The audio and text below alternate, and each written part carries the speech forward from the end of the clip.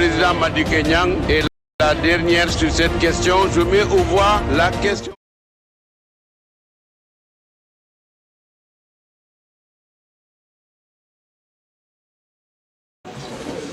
Assalamu alaikum.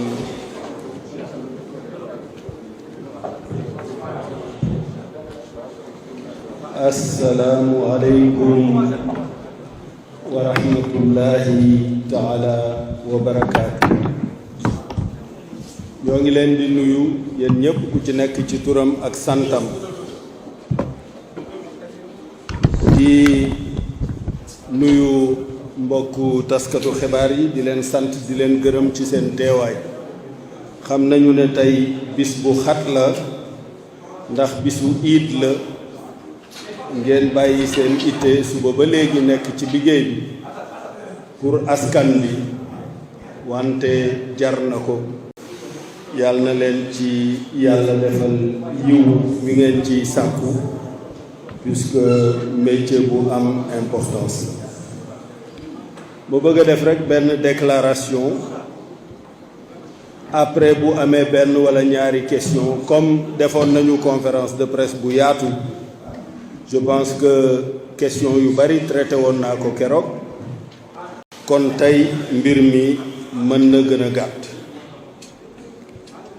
déclaration bi dama koy def ci tubaab ndax bële passé dañu wax ni am na ay rajo international yu bari yoo xam ni daanaka dañ doon fortaatu pour mën a wax waa àddina bi li ma wax lan bu ma paree ci tubaab bi ma tënk ko rapidement ci wolof soog a tontu seeni question. À l'occasion de la Korité, je formule un appel à la foi, au calme et à l'unité. Un appel à la foi pour nous guider vers un Sénégal de paix et de stabilité dont nous rêvons tous, nous, peuple sénégalais, peuple de Teranga. Un appel au calme puisé au plus profond de nous-mêmes pour juguler notre propre violence individuelle. Ceci est d'autant plus nécessaire que nous sommes confrontés à des temps périlleux qui peuvent présenter un risque pour notre démocratie et la stabilité de notre pays. Les esprits sont échauffés et les résultats des procédures en cours sont incertains.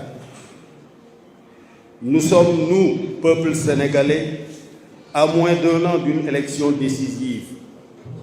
Une élection où la liste des candidats potentiels reste un mystère, ce qui fait monter nos émotions et les tensions. De sombres nuages s'amoncellent et menacent d'éclater en de terribles orages. Surtout que le vent qui souffle dans la sous-région est porteur de tous les risques. Djihadisme, terrorisme et diverses autres sources de tension, naturellement, sont à l'œuvre dans notre sous-région. Nous ressentons le doute, la colère, le désespoir. Pourtant, nous, le peuple du Sénégal, aspirons au plus profond de nous-mêmes à ressentir de l'espoir. Nous pouvons être en désaccord ouvertement au Sénégal, mais nous ne devrions jamais forcer nos frères et sœurs au silence par la persécution, la pensée unique, le terrorisme intellectuel et la violence. Ce mois de Ramadan et particulièrement cette journée de l'Aïd el-Fitr, où nous en célébrons les grâces à travers le partage et la solidarité, confirme le message de Pâques que nous venons également de célébrer. Ce mois du tandarma et du ngalax réunis appellent à l'apaisement et au sang-froid afin de trouver une nouvelle voie à suivre, la meilleure, par le dialogue, comme celui initié par le président de la République au lendemain des élections de 2019 et qui a vu la classe politique sénégalaise, majorité et opposition réunies, s'accorder sur 25 des 28 points alors discutés. En ce qui me concerne, je vous confirme ma candidature à l'élection pour la présidence de la République du Sénégal en février prochain. Inch'Allah. En vue d'apaiser les tensions politiques et dans une démarche de clarification, je vous informe également que dès lundi, je remettrai à Monsieur le Président de la République ma lettre de démission comme président du Conseil économique, social et environnemental. Je lui remettrai aussi une lettre disant mon choix, pour des besoins de clarté, de quitter la coalition Benno Bokk Yakaar. J'annonce également que les ministres, membres de Rewmi, ont décidé de se retirer du gouvernement. Dès demain, je repars, chers compatriotes, à votre rencontre dans une démarche d'écoute et de partage pour que nous construisions ensemble le présent et l'avenir du Sénégal. Je vous remercie.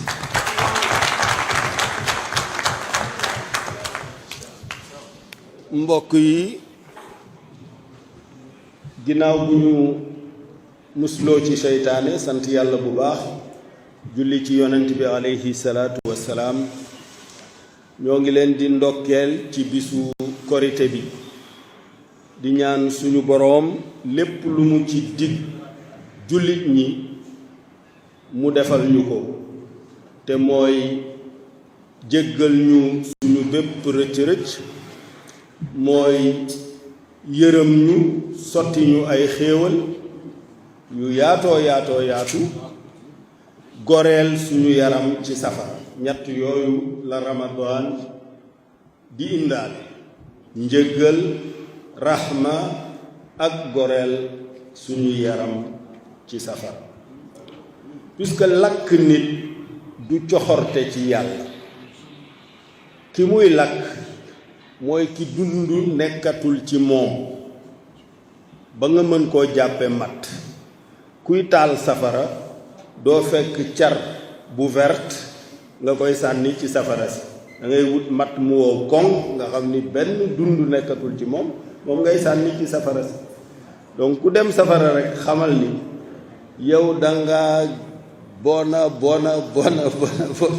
ba dara nekkatul ci yow ci dund moo tax ñu lay sànni noonu la ko waxee mu ne ñooñu di dem foofu ce sont les combustibles de l'enfer comme matt bu wow yàlla nañ ci yàlla musal li mu digaate lépp ci weeru koor bi mu defal ñu ko li mu digaate ci Pâques bi itam mu defal ñu ko ndax ni ma ko waxee weer la woo xam ni tàndarma ak ngalax dañoo daje loolu nag defe naa ni mbégte mën na faa juddoo te yaakaaru na donc Sénégal benn bopp la kenn mënu koo xar ñaar moo tax na ko Serigne Cheikh daan waxe ñu war di xeetale suñuy wuute te bañ leen a xeexale donc mu nekk réew moo xam ni jàmm lañu fi bëgg ndax ku nekk xam na li xew ci yeneen réew te jàmm moom moo gën lépp jàmm moo gën lépp moo jiitu ci lépp mooy tax leneen lu mu mënti doon mën a am ñu dëgmal nag ay élection fii ak lu yées benn at février incha allah 2024 la ñu ko jàpp koo jàpp ma bëgg leen a wax rek ni mooy li ma wax ci bataaxal bi bëgg naa am naa yéeney bu ma ca eggee ak jàmm dese bakkan dese wér te suñu boroom dajale kook namm-namam ak coobareem bëgg naa bokk ci élection yi nekk candidat à l'élection présidentielle ci février 2024.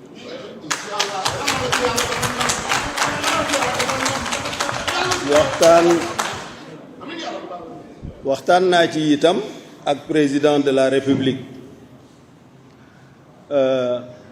xam naa ne sax bu sañoon ma xaar tuuti ba ñu gën a liggéey ndax liggéey bi bare na coono yi bare na ci réew mi te lu bari sumboon nañ ko wax dëgg yàlla loo xam ni lii mu ngi doon jariñu Sénégal ndax yàlla dogal na suñu diggante moom dañuy diisoo jamono bu nekk saa su nekk ñoo ngi ci téléphone bi saa su nekk ñoo ngi yónnente message ci liggéey bu mucc ayib macha allah te Sénégal dafa doy waar rek mais normalement waroon nañoo mën a sax liggéey ba egg ci élection yi ku nekk laaj mais boo ko defee ñu ne lu tax muy nekk ci gouvernement ba pare di contre président et cetera lu tax ñuy bàyyi président muy nekk président di nekk candidat bu fekkente ne loolu la bëgg tey mënuñu ko permettre keneen ku nekk ci coalition bi mais ba tey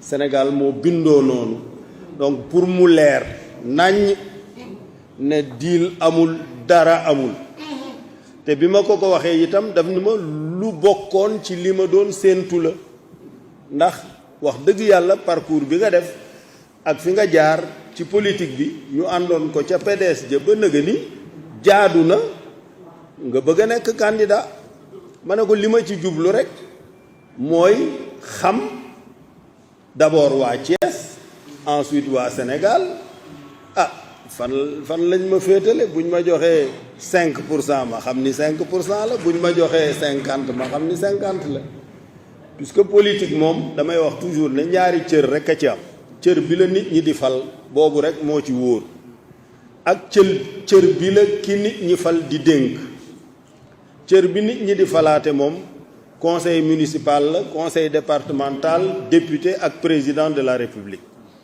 lii da ngay dem ci nit ñi wax ak ñoom am noo mel ak ñoom ñu wóolu la jox la ko li def Macky Sall président de la république mooy dafa am 58% de suffrage man ñu ne 20 virgule quelque laa am donc moo ma ëppale jàllu suffrage am ñu ne dafa foqar ci affaire bi et cetera ma ne leen lu ngeen doon xoole ba mu koy foqar ci ngay ba ngeen nekkee ca bureau de vote ya bu ngeen amoon doole ju mat foqar ci du mën a am donc ma wax ni itam pour mbir mi leer incha allah dès lundi dinaa déposer lettre démission génn conseil économique social et environnemental dinaa wax ni itam dinaa génn coalition Benno Bokk Yaakaar may wax ni musuma nekk candidat à la candidature de Benno Bokk Yaakaar xam nga président de la république moom diggante nit ki la ak askan wi du affaire coalition du affaire parti man bi may dem nekk candidat 2019 parti bu Babacar Diop bi nekk tey maire Thiès ñoom ñoo ma investir du réew mi donc vraiment c'est une question de relation entre un individu et son peuple c'est ça l'élection présidentielle hein comme li ñuy wax président de la république du banc fauteuil la benn nit moo ciy toog amul ñaar amul ñoo nekk coalition ñoo ànd yooyu amu ci président de la république benn nit lay doon bu toog ci benn fauteuil yore dogal bi bu ko xisee doon mën na waxtaan ak ku ko neex nag mais mooy yore dogal bi donc du lu ñuy séddoo président de la république moo yore autorité bi puisque moo yore suffrage donc incha allah dinañu nekk candidat ci élection yi dinañu génn conseil économique social et environnemental dinañu génn Benno Bokk Yaakaar ministre yi nekk ci gouvernement bi te bokk ci réew mi itam wax nañu ne ci suñu réunion puisque dama leen bàyyi ñoom ñëpp ku ci nekk ak sagom rek ne la lu la sa xel may rek nga def d'ailleurs bi may waaj a ñëw ci conférence bi recevoir na Ismaïla Sow bi président national des éleveurs des maisons des éleveurs du Sénégal ak Arouna Gallo Dialalo Ines moom it association éleveur la ñu ñëw ne ma ñoom dañoo insister xaw ma woon lu ñu may doye ñu insister ne ma foo mën di nekk ñu fekk la fa balaa ngay wax ma ne waaw man li may wax bind naa ko ba pare te damay dem ci conférence de presse bi 16h ñu ne ma dimbali ñu rek nga recevoir leen ca tool ba ñu ne ma ñaar moo ñu yëkkati benn bu ñu sañoon yow ak sarak président de la république vraiment bu leen tàggoo ndax ñun gis nañu njariñ ci ànd bi ngeen ànd ñaareel bi même bu fekkente ne da ngeen di nekk candidat bu ñu sañoon nga bàyyil ñu Ali Saleh Diop mu nekk ministre de l'élevage ma ne leen président de la république ci boppam wax na ma loolu ma ne ko man du man maay décider Ali Saleh mooy décider puisque Sénégal dañoo doy waar dafa am lu fi jaaroon ñu génn ci coalition bi ba ñu waxee muut mbaa mott te ñu tànn mott bañ a tànn muut ba ñu génnee ñaar ña ma yóbbu woon dañ faa des génn faf ci parti bi des fa ma ne loolu du ma déranger même bu ko ñiy defoon aussi du ma déranger puisque li may doxaluma ko sam bopp doxaluma ko réew mi laa koy doxal c'est tout maintenant que réew mi comprendre ko bañ ko comprendre loolu beneen affaire la mais en tout cas wutuma ci dara wutuma ci salaire wutuma ci dara bu dee tedd rek macha allah yàlla na yàlla dolli te buy dolli it mu mel ni bi muy joxe bi xayri xisaab te bañ a wàññi sëq rek jox ma daal moom noonu muy defe daal donc vraiment y a pas de problème je travaille je gagne bien ma vie machallah donc c'est pas du tout ça le sujet c'est que du berceau au tombeau j'ai une mission, c'est de produire des bienfaits pour les populations et la station politique est une station apte à augmenter les moyens d'intervention dans cette direction. C'est tout. Donc dinañu nekk candidat dinañu génn CES dinañu génn Benno Bokk Yaakaar ministre yi dinañu génn ci gouvernement bi mais cas boobu posé wu na. Il y a aussi des associations de sport qui m'ont dit mais le ministre là il nous a amené ñaata coupe xaw ma 3 xaw ma 4 coupes ma ne ko def leen nag dribbleur la de moom Messi ñoo yem voilà donc il y a des Sénégalais qui sont là qui ne sont ni Rewmi ni APR qui sont contents du travail des ministres de Rewmi et qui auraient souhaité qu'ils restent dans le gouvernement. Voilà, il y a Ali Saleh Diop qui arrive là, je pense qu'il est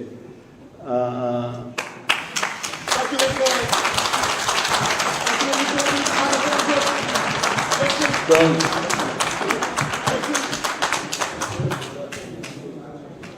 mais toi tu as des problèmes. C'est ma maman qui était malade là. Ah bon, elle va mieux. C'est vrai. Jërëjëf assieds-toi. Jërëjëf. Donc j'étais en train de parler de toi puisque j'ai reçu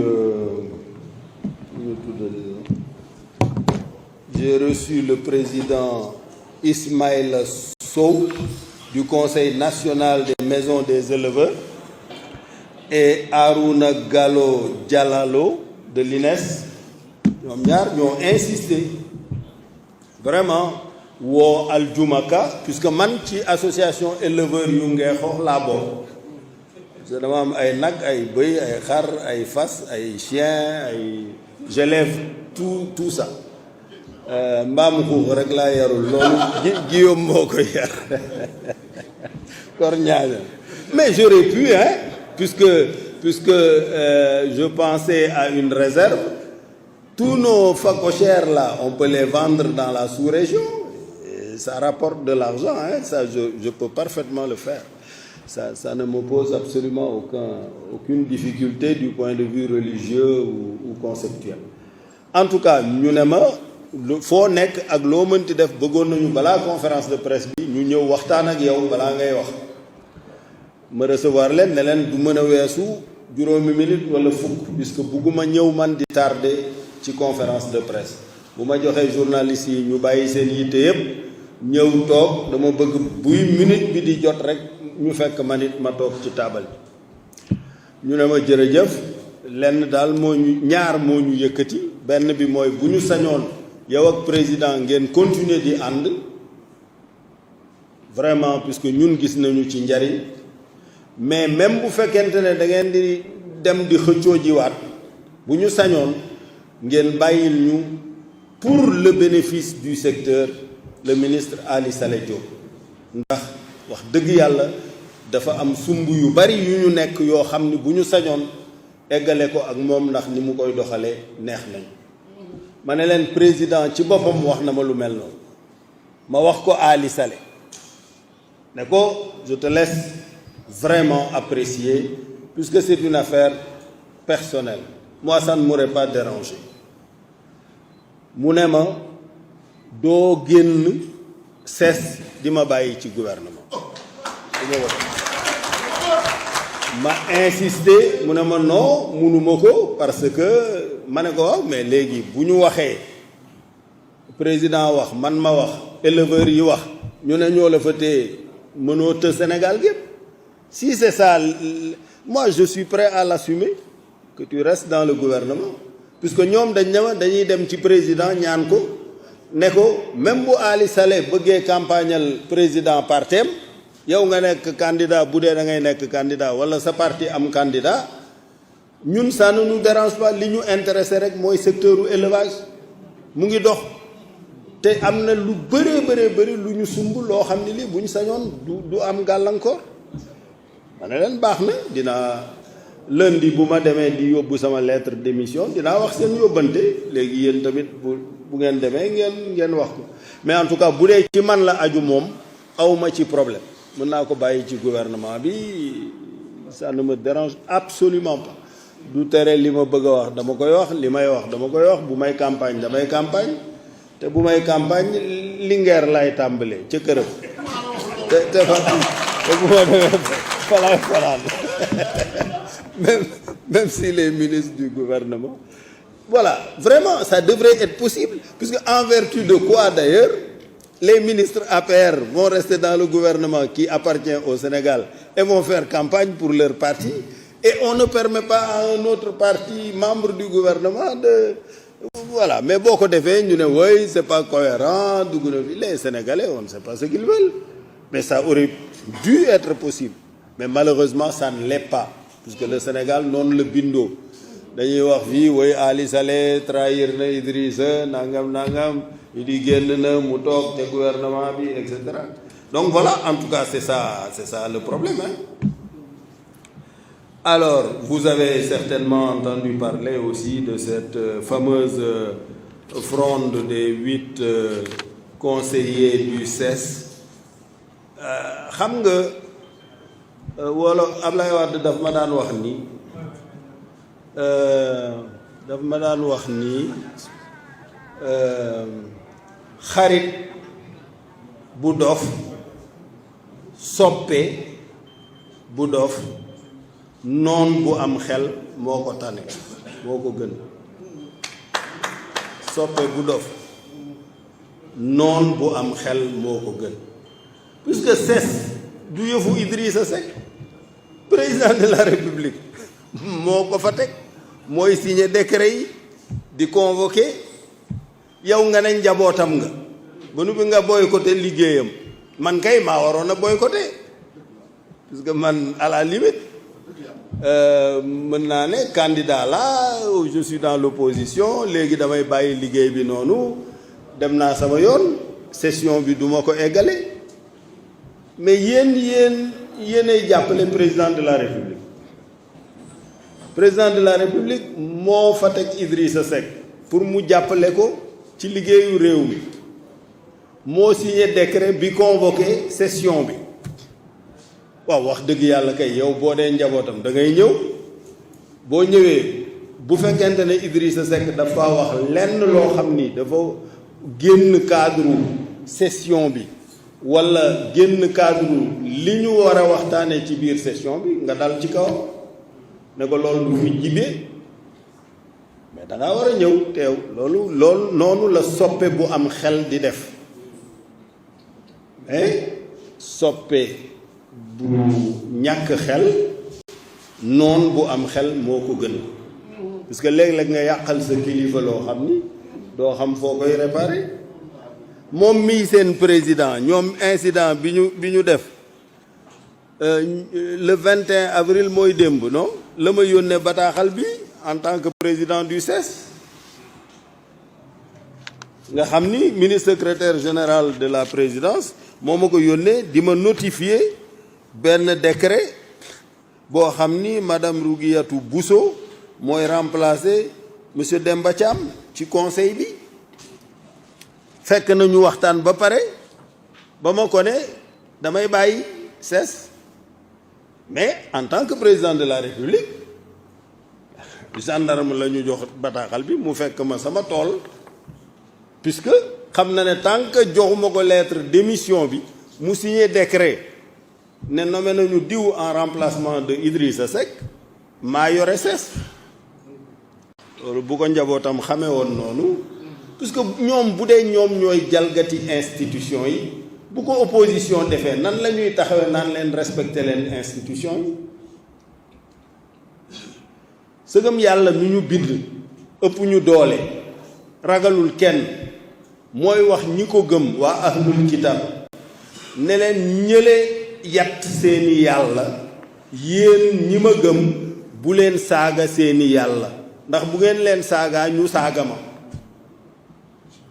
donc bu leen ma saagalu njaboot bu am xel noonu lay def yàlla normalement il n'a peur de rien wala dafa am ku mu ragal wala dafa am mais nee na yàlla yële ñu yat def leen samay wujju yéen ñi ma gëm te gëm ne kenn la bu leen saaga waaye estama ak doomu aadama donc voilà loolu laa bëggoon a partager ak yéen di leen sant di leen gërëm di leen ñaanal yidu jàmm jërëjëf. S'il vous plaît, monsieur. Si vous prenez la parole. Avant tout, Monsieur le Président, ce que vous avez dit, c'est pas ce que le règlement intérieur dit. Pourquoi voulez-vous dans cette assemblée qu'on viole notre propre loi? L'article 74 du règlement intérieur, permettez-moi une petite lecture. Non, je suis désolé. S'il vous plaît, s'il vous plaît. D'abord, on ne dit pas aliénat, on dit alinéa. Pour commencer. Ne m'interrompez plus. On ne dit pas alinéa, on dit alinéa. Alors, Monsieur le Président, alinéa 3e, après la lecture du rapport, ne demandez pas à Moustapha Niasse de saboter le règlement intérieur, Monsieur le Président. Respectez le règlement, vous êtes... Collègue Mamdiara Pam. Italiano, buongiorno. Salam alaikum. J'interpelle directement monsieur le ministre. Monsieur le ministre, lii bu xajee ci sa bopp ma xam ni feneen ngay dund fu dul Sénégal. Yërëmal président Macky Sall nag bu leen taal réew mi moomu leen lan mooy bi loi lan moo ko fi jàpp vous tapissez, vous retaillez, vous essayez de porter un boubou non portable au président Macky Sall. Mooy le premier tour du fi am. Nous réfléchissons, nous avons des idées et nous les défendons. En 27, on a réussi à bloquer pour 30 minutes cette assemblée par des arguments, però, hein? Hai capito? Par des arguments. Nous argumentons nos arguments. Guarda che quando eravamo a scuola eri neonato. Nous avons des arguments et nous les défendons. Possiamo farci alla... li ci déterminant Noi siamo molto di più i 140 qui che decidono solo per il Presidente. Va bene? Avete capito? D'accordo? sama yéene boo xam ne je pense que ëmbul kenn que ne yàgg na ñu Idrissa Seck ne dafa bëgg a nekk président de la République am na sax ñuy wax ne mais loolu du dëgg. C'est maintenant. damaa bëgg a wax 3 minutes, un point, un trait. Cheikh Abdou Mbacké Bara Dolly monsieur le ministre fii amul Biria ay représentant pour nommé bu loi bi jël voté ñu wàcce man xam naa loolu ma ni mooy président ndax sa bu nekk États-Unis yàlla ak ay tamit bu nekkee ñoom ñooma dalaloon seen kër puisque université bi dafa am lu ñuy tudde host family programme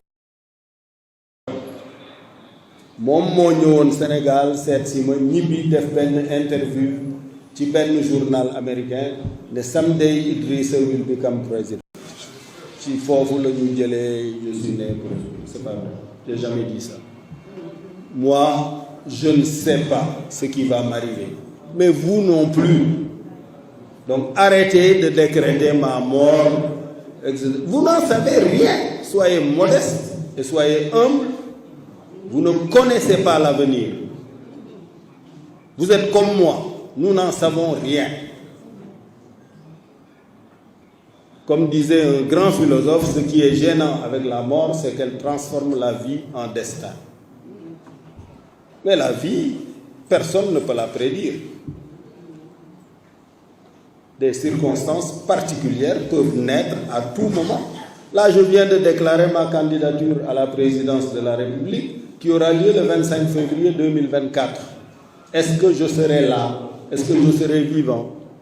Est-ce que tous ceux qui aspirent à être candidats seront vivants? Qui peut répondre à cette question dans cette salle? Personne ne le peut. Donc, ay mébét rek la ñuy am, ay yéene la ñuy am. Mais pour qu'un événement survienne, il y a 3 facteurs. Les 2 relèvent de nous, l'autre nous échappe. Ce qui relève de nous, c'est l'intention, la volonté de faire quelque chose. Et la disposition à faire tous les efforts que cela demande pour que ça marche et à accepter de subir tous les sacrifices que cela demande pour que ça marche. Mais pour que cela marche et advienne, il y a une 3e dimension que nous les croyants nous appelons volonté divine et que les non-croyants appellent concours de circonstances qui nous échappent. Même les mathématiciens les plus rigoureux dans leurs équations mettent une variable d'incertitude. Donc personne ne peut maîtriser l'avenir à 100%. Personne. moo tax li Serigne Cheikh doon wax boo bëggee noppalu da ngay nangul yàlla xareñam ci amal namm-namam ci jaamam moom rek moo am xarañte namm dara réaliser keneen amul possibilité boobu.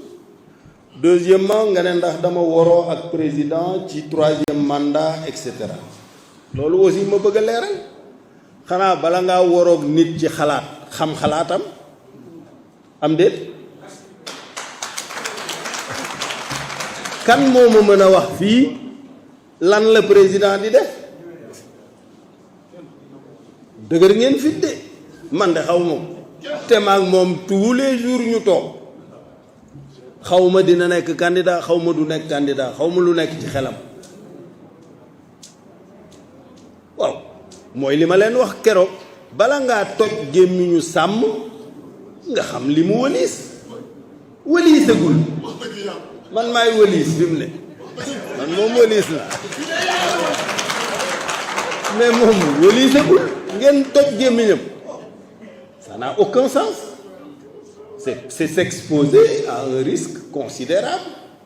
Moi je ne sais pas, mais à la limite même s'il advenait qu'il dise qu'il veut être candidat, man li ma daloon 2012 nekk fii di jëli ay Carcassonne ak yi ay Serigne Diop ak yi ay affaire yooyu di théorie ñàkk ci xaalis bu dul jeex dem place de l'indépendance di xeex di naan grenade lacrymogène dajale opposition bi ngor jaaraama di réunion matin midi soir du fi amee nangam et cetera ba mu amee Macky Sall moom daa taxaw ne conseil constitutionnel décidé na moom ma ngay campagne ñu wax mu ni day campagne yi dem yoonam gars yi nekk fa way nous a trahi ak nangam la moo jël premier 26% gàddu affaire bi ñu toog Moustapha Niass ñëw semaine ba ca topp ne man it maa ngi dem gars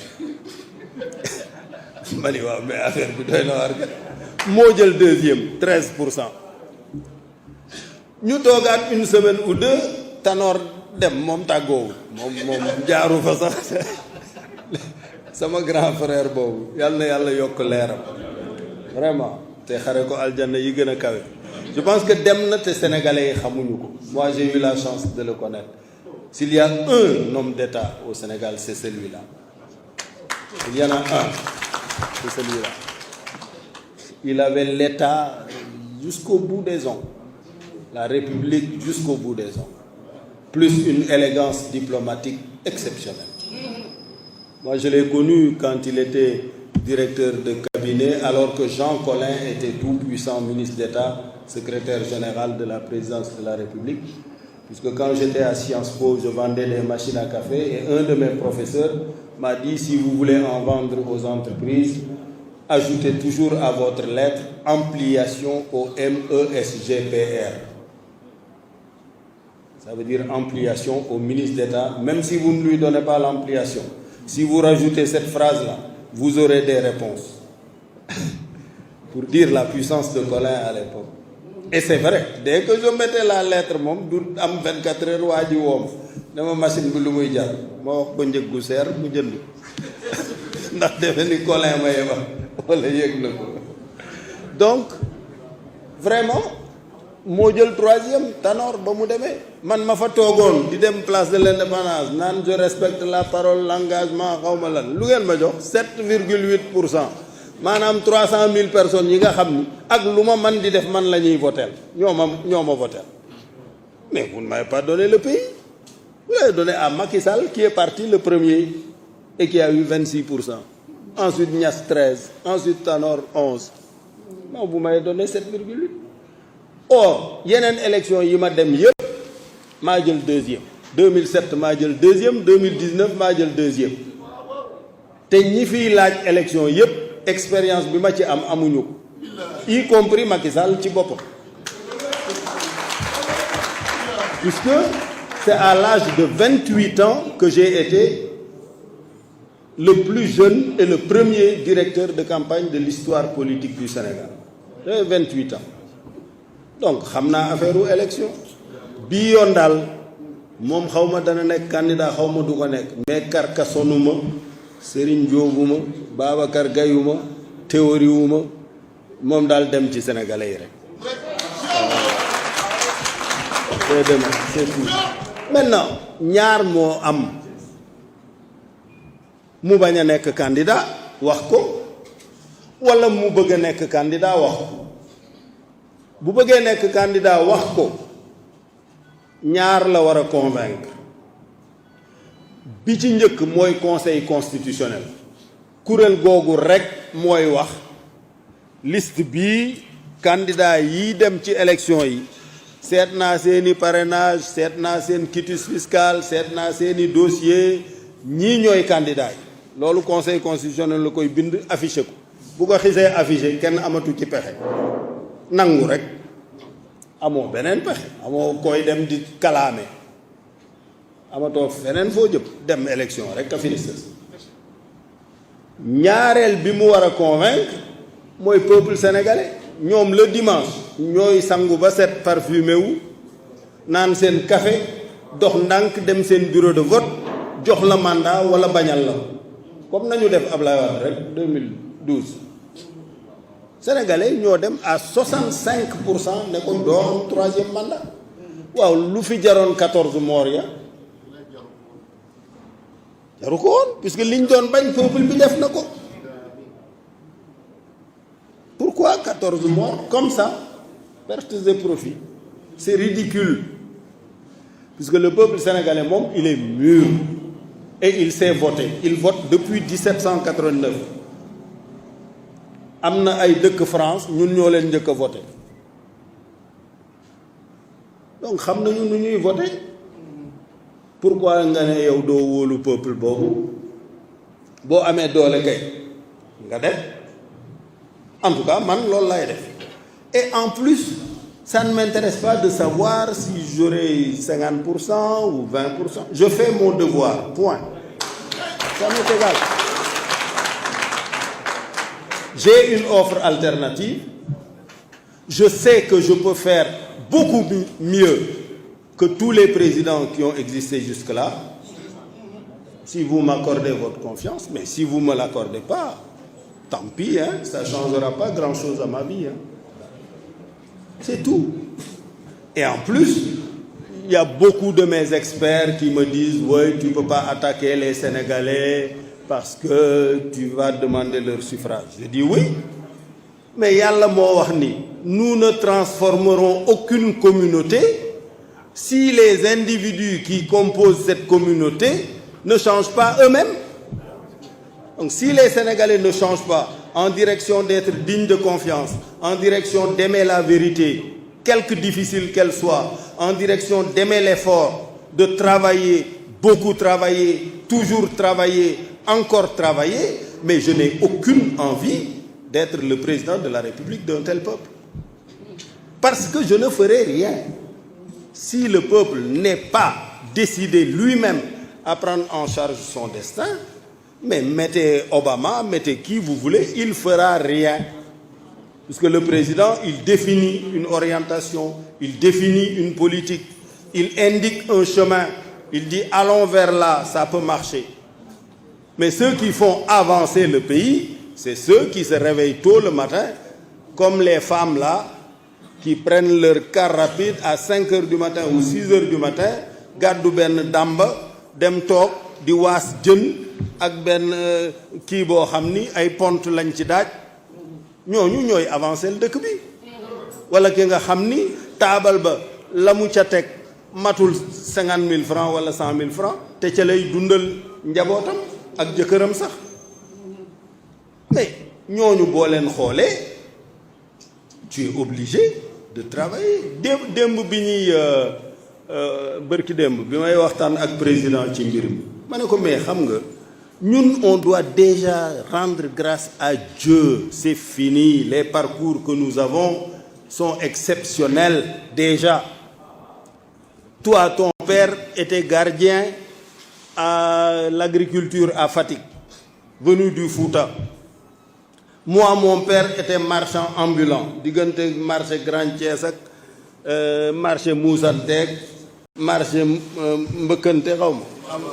mooy mbëkkante ak marché ma ne di man kuy Karbala voilà ma ne leen man ma màggee diggante muusante ak mbëkkante ngeen bëgg maa nax mënta ne di muusante di mbëkkante kon kay xam naa affaire yi ni muy demee mais leurs efforts de ces deux pères là modestes qui se débrouillaient chaque matin pour nous nourrir. Moi, j'ai dit, je n'ai su que j'étais pauvre que bien plus tard. Parce que j'ai eu une enfance royale. Vous me bëggee vélo, pas bi dem négocier avec ben mécanicien. Man ma def ni fay na ko ndekete daf ko fa négocier pour tous les jours bu jaayee dem verser dara. Ma bëgg dem collège Saint-Gabriel noonu. Ay tubaab ak ay naar rek ka fa nekkoon. Bi ñu ko convoqué pour mu fay premier trimestre, daf doon làqatu ak tubaab bi Pierre Tremblay. Mais finalement bi mu demee wuy ji Pierre Tremblay ne ko ci histoire école bi moyenne bi sa doom am musu fee am moo tax jox nañ ko bourse 7e. Donc c'est à l'âge de 13 ans que j'ai commencé à donner la dépense quotidienne chez moi ba tey dakkul kon kay ki def loolu pare naag man jarul may nekk fii di sonn di ça m'est égal hein? Vous voulez de moi, c'est très bien. Vous voulez pas de moi, j'irai faire autre chose. J'ai mes bureaux à Princeton, à Paris, en Chine. Je travaille. Même si le Sénégal m'est fermé, je travaille. À partir de ça, tout simplement. J'ai plus besoin de bureau physique, mais j'ai des gens qui travaillent pour moi. Donc, moi je vous dirai la vérité, quelque difficile qu'elle soit. J'ai un de mes experts et amis qui est venu séjourner au Sénégal. Au terme de sa mission, sa conclusion a été de dire: Monsieur le Président, nous avons un immense problème, nos compatriotes ne sont pas dignes de confiance. C'est très grave ça. Je lui dis: mais explique-moi comment ça se fait. Il me dit: un Sénégalais SI signe un... Prenez la machine, 3 minutes. Un point, un... Cheikh Abdou Mbacké Bara Dolly Sénégalais SJ. ministre fii assemblée peuple lañ la nommé bu loi bi jot boo dee ñu wàcce la man xam naa loolu ma ni monsieur le président ni ma la soppe ndax sa gëm yàlla ak sa gëm diine waaye tamit tuuti naa la ko bàyyi loo xel lii ma sol tey mbuum mu yiw la mbuum mu baax la mbuum mu jot la waaye du ma sol yëre la marchandise